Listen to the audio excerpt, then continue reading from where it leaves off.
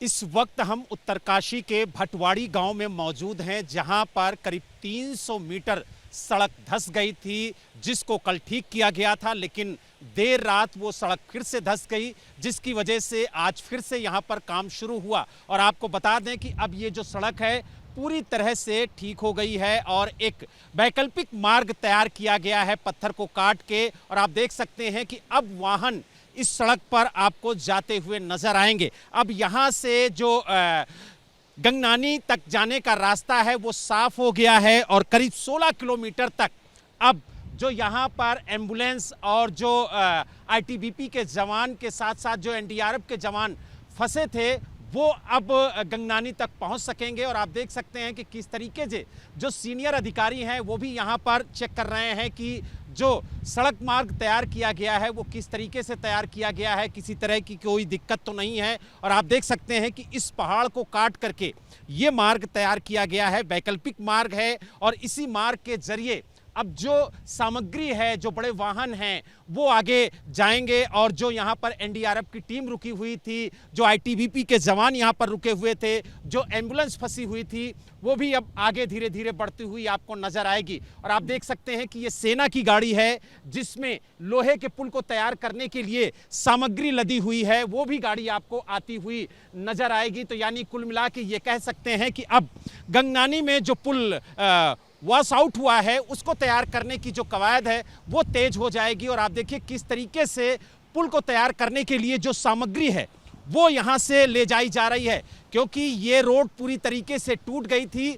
यही वजह है कि 2 दिन से लगातार यहाँ पर रात दिन काम चल रहा था, ताकि एक वैकल्पिक मार्ग तैयार किया जाए, जिससे जो सामान है, जो राहत बचाव कार्य के लिए सामग्री है वो ले जाई जाए। लेकिन आप देख सकते हैं कि अब ये मार्ग जो है वो तैयार हो गया है। और अब आप देखिए कि जो लोहे का पुल तैयार करना है उसके लिए जो सामग्री है वो ले जाई जा रही है, क्योंकि सड़क मार्ग के जरिए जो सामग्री है वो नहीं पहुंच पा रही थी, इसीलिए लगातार इस मार्ग को तैयार करने की कोशिश की जा रही थी। और आप देखिए कि अब पुल को तैयार करने के लिए जो सामग्री है वो वाहनों से भेजी जा रही है। और ये माना जा रहा है कि कुछ ही देर बाद जो पुल तैयार करने की कोशिश है वो शुरू हो जाएगी। सेना उस पुल को तैयार करेगी और बताया जा रहा है कि 24 से 36 घंटे के अंदर जो वैली पुल है वो तैयार कर लिया जाएगा। और आप देख सकते हैं कि किस तरीके से जो सामान है वो यहाँ से ले जाया जा रहा है।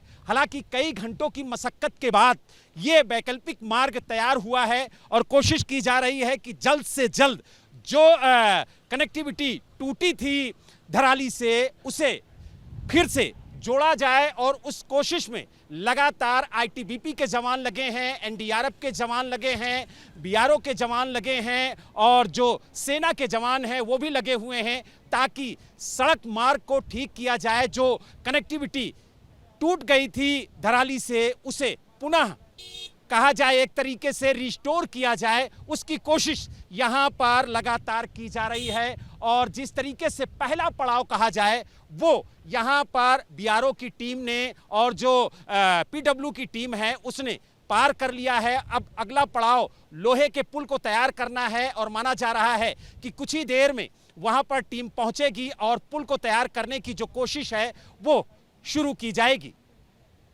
उत्तरकाशी से वीडियो जर्नलिस्ट सुनील पांडे के साथ बलराम पांडे, एबीपी न्यूज।